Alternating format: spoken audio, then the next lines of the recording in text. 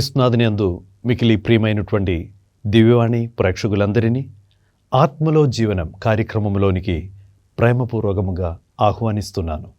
ఈరోజు ఆత్మలో జీవనం కార్యక్రమం ద్వారా దేవుడు మనకు తెలియచేయాలని ఇష్టపడుతున్నటువంటి ఆత్మీయ విషయములను ధ్యానించుటకు, స్వీకరించుటకు ప్రార్థనాపూర్వకముగా సిద్ధపడతాం.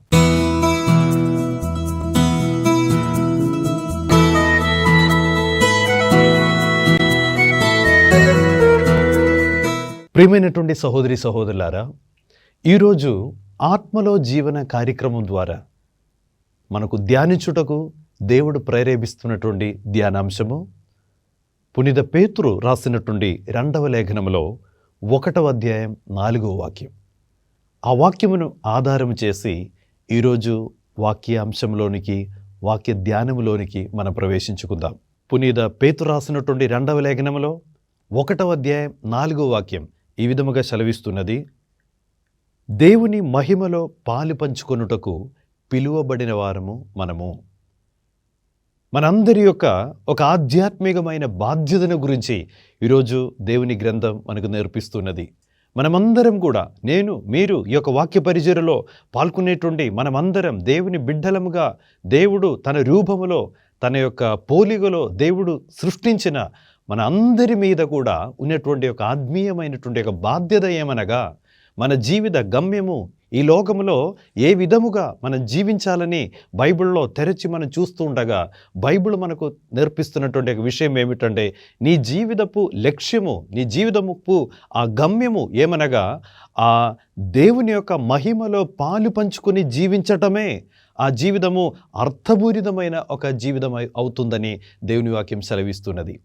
ఈరోజు ఆత్మలో జీవన కార్యక్రమంలో పాల్గొనేటువంటి ఈ సమయంలో దేవుడు కోరుతున్నారు, మన జీవితములను మనం ప్రభు సన్నిధిలో కూర్చొని ఈ వాక్యముతో మన జీవితాలను దగ్గర పెట్టుకొని ఆత్మపరిశీలన చేయవలసిన ఒక విషయం ఏమిటంటే, నేను ఒక క్రైస్తవుడిగా ఉండి, నేను దేవుని బిడ్డగా ఉండి, దేవుని యొక్క మహిమలో పాలు పంచుకునే విధముగా నేను జీవించగలుగుతున్నానా?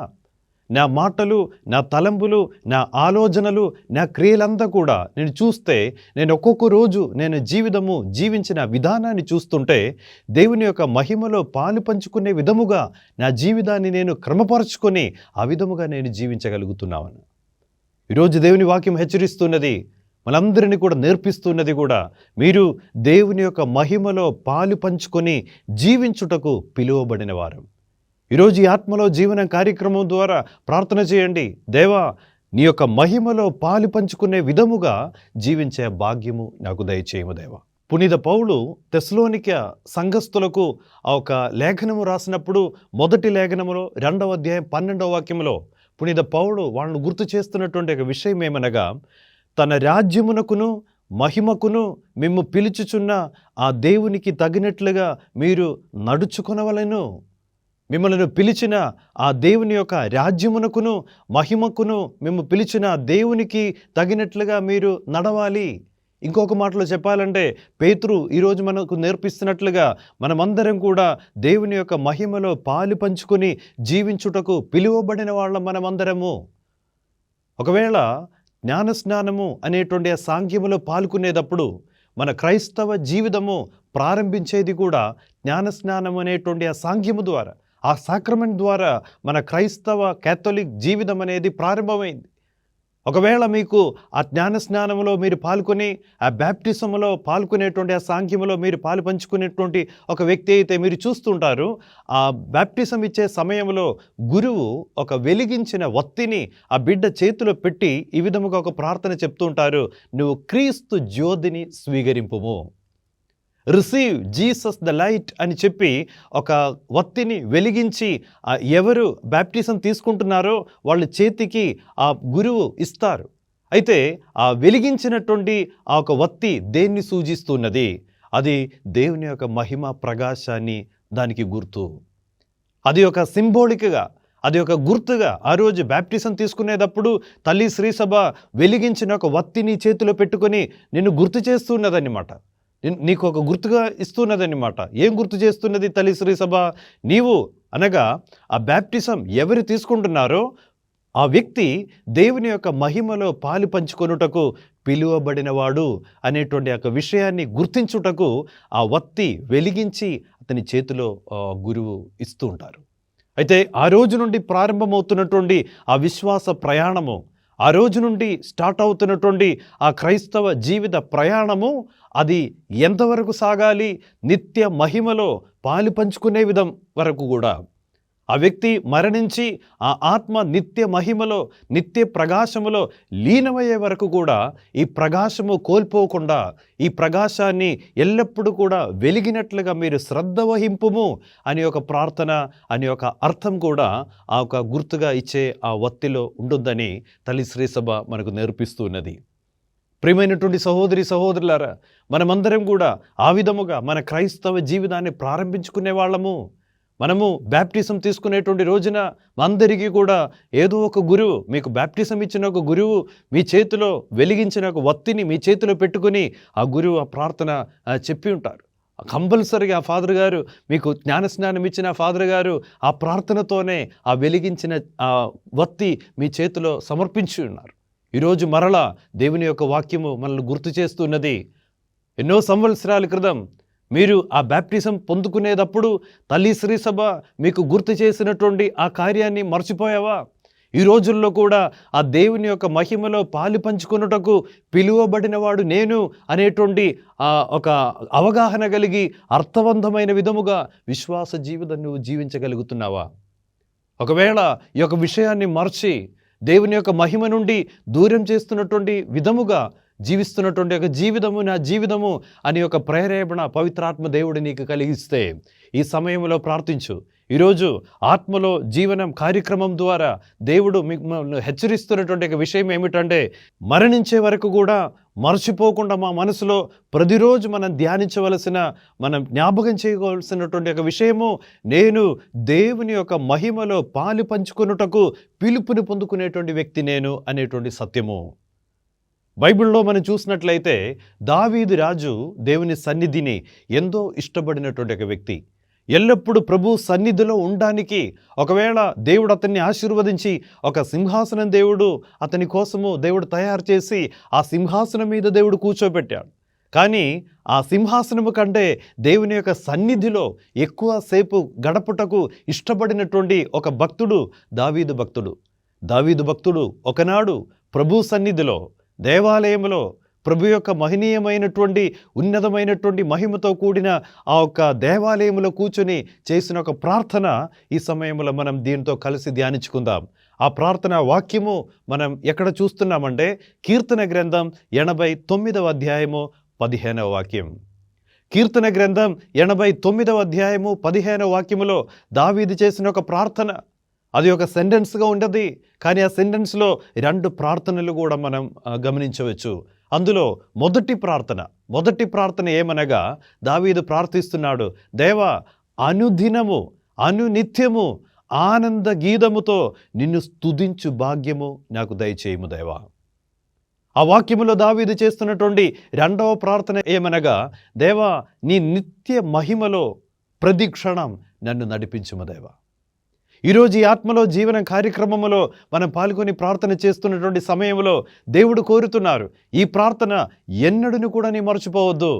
ప్రతి విశ్వాసి నోట్లో ప్రతి క్షణం ప్రతిరోజు కూడా మన ప్రభువుతో చేయవలసిన ఒక ప్రార్థనగా నేను భావిస్తున్నాను. మొదటి ప్రార్థన, దేవా అనునిత్యము ఆనంద గీతముతో నిన్ను స్తుతించు భాగ్యము నాకు దయచేయము దేవా. అనునిత్యము దేవుణ్ణి స్తుతించే విధముగా నేను జీవించగలుగుతున్నానా? పరిస్థితులు ఏమైనప్పటికీ కూడా అనునిత్యము ప్రతిక్షణము అనగా దానిలో ఉన్నటువంటి ఒక అర్థం ఏమిటంటే, నా జీవితంలో నా జీవిత పరిస్థితులు చూస్తుంటే నాకు జీవిత పరిస్థితులు నాకు అనుకూలంగా ఉన్నప్పుడు, అనుకూలంగా లేనప్పటికీ కూడా దేవా నేను నిన్ను స్తుతించే భాగ్యము నాకు దయచేయము దేవా. నేను సింహాసనంలో కూర్చునేటువంటి సమయంలో దేవుని నేను స్తుతిస్తుంటాను. అదేవిధముగా దావీదు చెప్తూ ఉంటాడు, నేను గాఢాంధకారంలో మరణపు లోయకుండా నేను పయనించినప్పటికీ కూడా నాకేం భయం లేదు. అటువంటి చీకటితో కూడిన రోజుల్లో నేను ఉన్నప్పటికీ కూడా నేను దేవునికి కృతజ్ఞతలు అర్పించుకుంటాను. నేను బాధలు కలిగి ఉన్నప్పుడు, నా ఒంటరిదనములో మానసికమైన భయంకరమైనటువంటి ఒంటరిదనానికి నేను గురి అయ్యేటప్పుడు, నేను నా చుట్టూ ఎవరు లేనిటువంటి భయంకరమైన ఒక పరిస్థితులు ఎదురైనప్పటికీ, ఒకవేళ నా తల్లిదండ్రులు నన్ను మర్చిపోయినా కూడా, ఎటువంటి ఇబ్బందులు, ఎటువంటి కష్టాలు నా జీవితంలో ఎదురైనా, దైవ ప్రార్థిస్తున్నాను, నీకు ప్రతినిత్యము ఆనంద గీతముతో నిన్ను స్తుతించు భాగ్యం నాకు దయచేయమని. ప్రియమైనటువంటి సహోదరులారా, ఈరోజు ఈ యొక్క వాక్య పరిచర్యలో మనం పాల్గొని ప్రార్థన చేస్తుండగా, అది దేవుని బిడ్డల యొక్క లక్షణము. ప్రతినిత్యము దేవుని స్తుతించటం, అది దేవుని బిడ్డల నుండి దేవుడు కోరుకునేటువంటి ఒక ప్రత్యేకత. బైబిల్లో మనం చూస్తుంటాము, దేవుణ్ణి ఎవరెవరు వాళ్ళు శరీరాన్ని, మనసుని, ఆత్మను దేవునికి పూర్తిగా అంకితం చేశారో, వాళ్ళు ప్రతిక్షణము, ప్రతినిత్యము దేవుని స్తుతించుకొని ఈ భూమిలో వాళ్ళ జీవితాన్ని పూర్తి చేసేవాళ్ళు.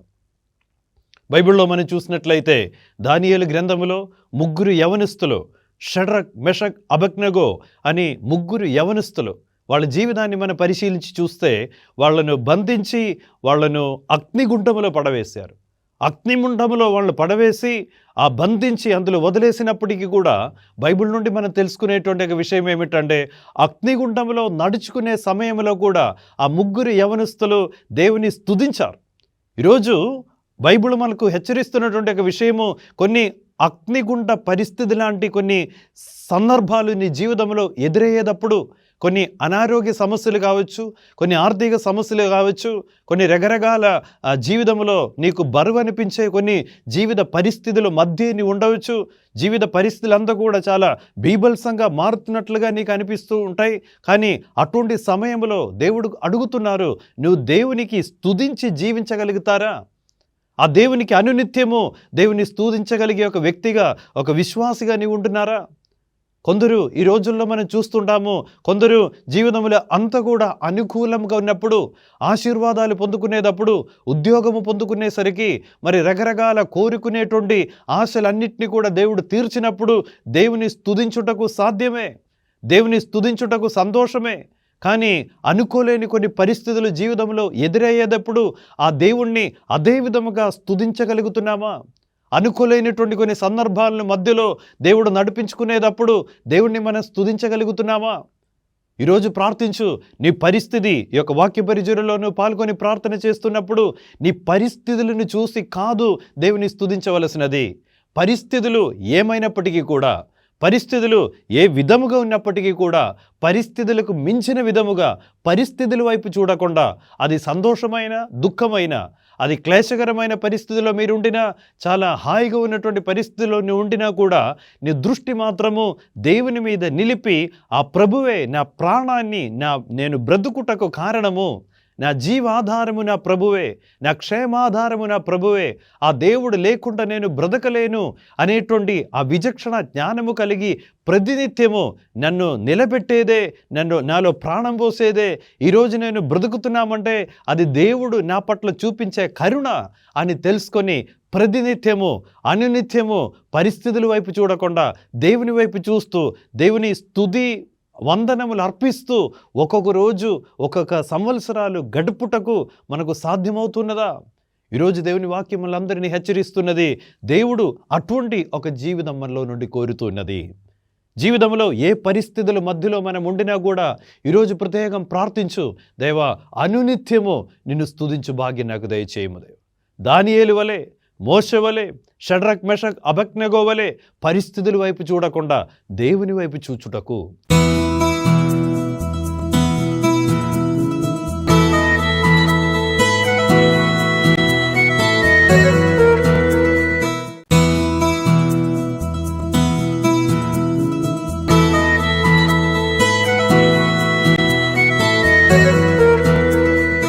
దేవుని యొక్క కృపలో అభివృద్ధి చెందుకొని పరిస్థితులు ఏ విధముగా ఉంటేనా కూడా వాటినన్నిటికీ కూడా మించిన ఒక విశ్వాసముతో దేవుని వైపు చూస్తూ నీ జీవిత ప్రయాణము కొనసాగించుటకు ఆ దేవుడు మీకు శక్తిని ప్రసాదించునుగాక. రెండవదిగా మనం చూసినట్లయితే దావీదు చేసిన ప్రార్థన ఏమనగా, దేవా నీ మహిమ ప్రకాశములో నన్ను నడిపించుము దేవా, మహిమా ప్రకాశములో నడిపించుము దేవా. ఈరోజు దేవుని యొక్క వాక్యము, దేవుని యొక్క మహిమలో పాలు పంచుకొనుటకు పిలువబడిన వాళ్ళ మనమందరము కూడా ప్రార్థిస్తూ మన జీవితాలను పరిశీలించి ఆత్మపరిశీలన చేసి అడగవలసిన ప్రశ్న, నువ్వు దేవుని యొక్క మహిమ ప్రకాశములో నువ్వు నడుచుకుంటున్నావా?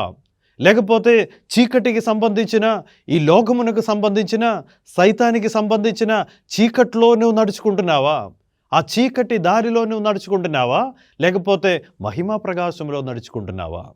దావీదు ప్రార్థించాడు, దేవా నీ మహిమా ప్రకాశము నాకు దయచేయము దేవా, నా జీవిత కాలమంతా ఆ మహిమా ప్రకాశములో నడుచుకునే ఆ ధన్యత నాకు ప్రసాదించుము దేవా అని ప్రార్థించాడు. పునీత పౌలు గారి యొక్క మనోపరివర్తన అపొస్తలుల పరిచర్యలో మనం 9వ అధ్యాయంలో మనం చదువుతుంటాం. అయితే అక్కడ ఆ సాక్ష్యములో పౌలుకు ఏ విధముగా మనోపరివర్తన జరిగిందని వాక్యములో మనం చదువుతుండగా మనం ఈ విధముగా అక్కడ చదువుతున్నాము. పరలోకము నుండి, స్వర్గము నుండి అకస్మాత్తుగా ఒక ప్రకాశము, ఒక వెలుగు అతని మీదకి దిగివచ్చింది. పరలోకము నుండి అతని మీద ఒక మహిమ ప్రకాశము ఉదయించినప్పుడు ఆ ఒక మహిమ ప్రకాశము అతని జీవితాన్ని రూపాంతరపరిచింది. He was transformed. మామూలుగా చెప్తూ ఉంటాము, ఆ సమయంలో దేవుడు సౌలుని పౌలుగా మార్చే సమయం అది. ఆ దేవుని యొక్క మహిమ ప్రకాశము నీ మీదకి దిగివచ్చినప్పుడు మరలా అన్నిటికంటే అధికముగా ఆ దేవుణ్ణి ప్రేమించుటకు, అన్నిటికంటే అధికముగా ఆ దేవుని కోసమే తమను తాను సమర్పించుకోవటానికి ఆ జ్ఞానం నీలో పనిచేయటం ప్రారంభిస్తున్నది. ఆ మహిమా ప్రకాశముతో అభిషేకము పొందినటువంటి పౌలు ఈ విధముగా చెప్తున్నాడు, నేను జీవించిన మరణించిన దేవుని కోసమే జీవిస్తా. నా జీవితం అంతా, నా శరీరం, మనసు, ఆత్మ నేను దేవునికి పూర్తిగా నేను అంకితం చేస్తున్నాను. నా జీవిత కాలం అంతా కూడా మహిమా ప్రకాశములోనే నేను నడుచుకుంటాను. మహిమా ప్రకాశపు అభిషేకములో నేను ఉండాలని కోరుకునేటువంటి అందరికీ కూడా పౌలు ఈ విధముగా హెచ్చరిస్తుంటారు, మీరు చీకటికి సంబంధించిన పనులు మీరు మానివేయము. మహిమా ప్రకాశములో నీ జీవితము నడుచుకొని పూర్తి చేయాలని కోరుకుంటున్నారా? పౌలు నేర్పిస్తున్నటువంటి విషయం ఏమిటంటే, చీకటికి సంబంధించిన పనులను మానివేయము. చీకటికి సంబంధించిన పనులు చాలా ఉన్నాయి. ఆ పనులు చేసి నీ శరీరాన్ని, నీ మనసుని, నీ ఆత్మను పాడు చేస్తున్నటువంటి చీకటి పనుల నుండి దూరముగా ఉండండి. పౌలు బలముగా హెచ్చరిస్తున్నటువంటి ఒక విషయం అది. చీకటికి సంబంధించిన దారిలో నడవద్దు. చీకటికి సంబంధించిన బిడ్డలం కాదు, మనమందరం కూడా వెలుగునకు సంబంధించిన వాళ్ళమని పౌలు బలమైన విధముగా ఎఫెసోస్ లేఖనములో హెచ్చరిస్తూ మనకు నేర్పిస్తుంటారు. ఈరోజు మనం ప్రార్థిస్తూ ఉండాలి, దేవా నీ మహిమా ప్రకాశములో నడుచుకునే ఆ ధన్యత నాకు ప్రసాదించుము దేవా. ఆదికాండములో మనం చదువుతుంటాము, ఆదికాండములో 3వ అధ్యాయములో మనం చూస్తుంటాము, దేవుడు మనుషులను, ఆదాముని తన రూపములో పోలికలో సృష్టించాడు. అనగా దేవుడు ఆదాముని సృష్టించినప్పుడు, దేవుడు అవ్వను సృష్టించినప్పుడు వాళ్ళ మీద దేవుని యొక్క రూపములో, దేవుని యొక్క పోలికలో సృష్టించారు. వాళ్ళ మీద ఆ యొక్క తోటలో, ఏదెన్ తోటలో దేవుని యొక్క మహిమ దిగి వచ్చింది. దేవుని యొక్క సన్నిధి వాళ్లకు తోడుగా వచ్చింది.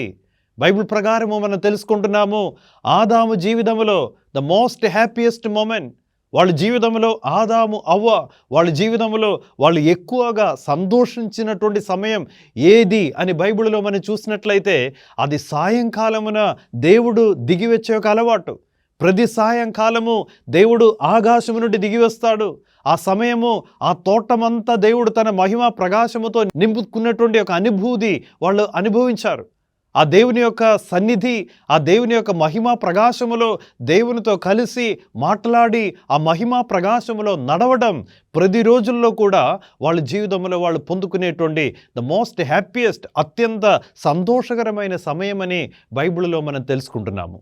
అయితే ఒకనాడు నువ్వు తినవద్దు అని చెప్పిన పండ్లు వాళ్ళు తిని ఆ దేవుని యొక్క మహిమా ప్రకాశానికి దూరముగా వెళ్ళిపోయారు. వాళ్ళు పాపం చేశారు. పాపము చేసి మహిమా ప్రకాశానికి దూరముగా వెళ్ళి వాళ్ళు ఒక చెట్టు క్రింద వాళ్ళు దాక్కుంటున్నారు. ఆ సమయంలో దేవుడు దిగి వచ్చారు. దేవుడు మరలా నెక్స్ట్ డే దేవుడు దిగివచ్చి దేవుడు అడుగుతున్నారు, ఆదాము నువ్వు ఎక్కడ ఉన్నావు? ఆదాము నువ్వెక్కడ ఉన్నావు? ఈరోజు వరకు కూడా నిన్ను నేను మహిమా ప్రకాశములో నిన్ను దర్శించాను. ఈరోజు ఎందుకు మహిమా ప్రకాశము నుండి నువ్వు దూరముగా ఉంటున్నావు? దేవుడు అతనితో అడిగినటువంటి ఒక ప్రశ్నలో ఉన్నటువంటి అర్థం ఏమిటంటే, ఆదాము, ఈ సమయంలో నువ్వు ఆ చెట్టు క్రింద చీకట్లో దాక్కుంటున్నావు. కానీ దేవుడు అతన్ని గుర్తు చేసినటువంటి ఒక విషయం ఏమిటంటే, ఆదాము, నీవు ఉండాల్సిన స్థలములో నువ్వు లేదు. నేను నిన్ను సృష్టించినప్పుడు నా ప్రణాళిక, నేను నిన్ను సృష్టించినప్పుడు నా మనసులో నీ గురించి ఉన్నటువంటి ఒక ప్రణాళిక ఏమనగా, ఎల్లప్పుడూ మహిమ ప్రకాశములో నడుచుకునే వ్యక్తిగా నువ్వు ఉండాలని ఆశతో, ఆ సంకల్పముతో నేను నిన్ను సృష్టించాను. కానీ నువ్వు ఎక్కడ ఉన్నావు? ఆదాము, నువ్వెక్కడ ఉన్నావు? అవ్వ, నువ్వు ఎక్కడ ఉన్నావు? You are not in the place where you are suppose to be. నువ్వు ఉండవలసిన స్థలంలో నువ్వు లేదు. మహిమ ప్రకాశములో నిన్ను కనబడటం లేదు. నిన్ను చూస్తుంటే చీకట్లో దాక్కుంటున్నావు. దేవుడు పిలుస్తున్నాడు, అక్కడ దాక్కోవటానికి కాదు నేను నిన్ను సృష్టించేదే, నువ్వు మరలా ఆ ప్రకాశములోనికి తిరిగి రండు అని దేవుడు ఆదాముని, అవ్వను దేవుడు తిరిగి పిలుస్తున్నారనమాట. ప్రియమైనటువంటి సహోదరి సహోదరులారా, ఈరోజు ఈ యొక్క ఆత్మలో జీవన కార్యక్రమంలో మనం పాల్గొనేటువంటి సమయంలో దేవుడు అడుగుతున్నారు. ఆనాడు ఆదాముతో అడిగినటువంటి ప్రశ్న ఈరోజు దేవుడు మనతో అడుగుతున్నారు. నువ్వు ఎక్కడున్నావు? ఆ మహిమ ప్రకాశము కోల్పోయిన విధముగా నువ్వు జీవిస్తున్నావా? నీ మాటలు కానీ, నీ తలంపులు కానీ, నీ ఆలోచనలు కానీ, నీ క్రియలు కానీ, అదంతా కూడా మహిమ ప్రకాశాన్ని పోగొట్టుకునే విధముగా మీరు జీవిస్తున్నారా? దేవుడు మనలందరినీ కూడా ఆహ్వానిస్తున్నారు, మనకందరికీ కూడా నేర్పిస్తున్నారు కూడా. నీవు నీ జీవితము దేవుని యొక్క మహిమలో పాలు పంచుకొనుటకు పిలువబడినవాడు నీవు. ఆ మహిమకు తగిన విధముగా నిన్ను పిలిచిన దేవుడు పౌలు చెప్పినట్లుగా తన రాజ్యమునకును మహిమకును మిమ్ము పిలుచుచున్న ఆ దేవునికి తగినట్లుగా మీరు నడుచుకొనవలెను. ఆ దేవుడు దేనికోసము నిన్ను సృష్టించారో, దేవుడు ఏ ప్రణాళికతో నిన్ను చేసి ఉన్నారో ఆ ప్రణాళికతో సహకరించాలని ఈరోజు దేవుడు మనల్ని హెచ్చరిస్తున్నారు. కావున ప్రియమైనటువంటి సహోదరి సహోదరులారా, ఈరోజు ఈ ఆత్మలో జీవన కార్యక్రమం ద్వారా దేవునితో మనం ప్రార్థించవలసిన ఈ 2 విషయాలు మర్చిపోవద్దు. మొదటిగా మనం కలిసి ప్రార్థించుకుందాం.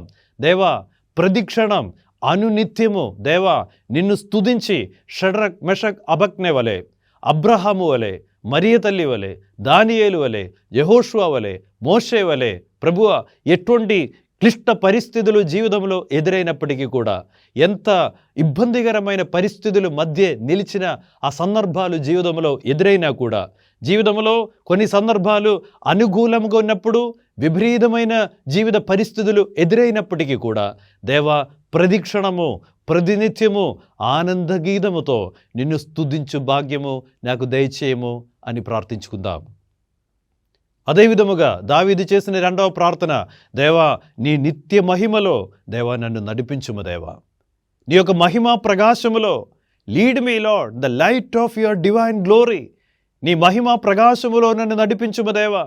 నీ మహిమ ప్రకాశము లేనిటువంటి చీకటితో కూడిన స్థలములో ప్రభువ క్షణికమైన సంతోషాలు, తాత్కాలికమైన సుఖాలు, తాత్కాలికమైన లాభము కోసము చీకట్లో నడుచుకొని మహిమ ప్రకాశము నుండి నన్ను నేను దూరము చేయకుండా ఉండుటకు దేవా ఆత్మీయమైనటువంటి జ్ఞానము, పరలోకమునకు చెందినటువంటి ఆ విచక్షణ జ్ఞానముతో నన్ను నింపుము, నన్ను నడిపించుము దేవా అని మనం ప్రార్థన చేయవలసినటువంటి రోజులో మనం ఉన్నాము. ప్రార్థించుకుందాం. దేవా, ఈరోజు ఈ యొక్క ఆత్మలో జీవనం కార్యక్రమం ద్వారా దేవా నువ్వు మాకు నేర్పిస్తున్నారు. దేవుని యొక్క మహిమలో పాలు పంచుకొనుటకు పిలువబడిన వ్యక్తి నేను. ఆ మహిమ ప్రకాశములో నడుచుకునేటువంటి ఆ లక్షణం నాలో అధిగము చేయము దేవా. ఆ మహిమ ప్రకాశము నుండి నన్ను దూరం చేస్తున్నటువంటి పరిస్థితులన్నింటినీ కూడా ప్రభువా నాలో రానియకుండా అద్భుతకరమైన నీ ప్రకాశములో నడుచుకునే ఒక వ్యక్తిగా నన్ను చేయము దేవా అని ప్రార్థించుకుందాం. అందరూ కూడా వీలైతే కన్నులు మూస్తూ చేతులు జోడించి ఒక చిన్న ప్రార్థన మనం చేసుకుందాం. దయాబరుడైన సర్వేశ్వర, క్రైస్తవ జీవితం జీవించుటకు ఈ పరలోకమునకు చెందిన ఒక పిలుపు మాకు నీవు ప్రసాదించి ఉన్నావు. బ్యాప్టిజం ద్వారా దేవా నీ యొక్క మహిమలో పాలు పంచుకున్నటకు మనందరినీ పిలిచిన వాడవు నీవే. ప్రార్థిస్తున్నాము తండ్రి, మానవ బలహీనతతో మా విశ్వాస జీవితం మేము కొనసాగిస్తుండగా నీ కృపతో మా అందరినీ కూడా అభిషేకించుము దేవా. ప్రతిక్షణము దేవా జీవితంలో పరిస్థితులు ఏ పరిస్థితుల మధ్యలో ఉండినా కూడా పౌలు చెప్పినట్లుగా క్రీస్తు ప్రేమ నుండి నన్ను ఎవరు వేరు చేయగలరు? అదేవిధముగా తండ్రి, నీ యొక్క పవిత్రమైన మహిమ ప్రకాశము నుండి ఎవరు నన్ను వేరు చేయగలరు అనేటువంటి బలమైన పట్టుదలతో దేవా అనునిత్యము ఆనంద గీతముతో నిన్ను స్తుతించుటకు, మహిమ ప్రకాశములో జీవించుటకు ఈరోజు ఆత్మలో జీవనం కార్యక్రమంలో పాల్గొనేటువంటి నీ బిడ్డలందరినీ చేయి చాపి దీవించి ఆశీర్వదించి కాపాడమని నీ పరిశుద్ధ నామములో అడిగి వేడుకొనుచున్నాము తండ్రి. ఆమేన్.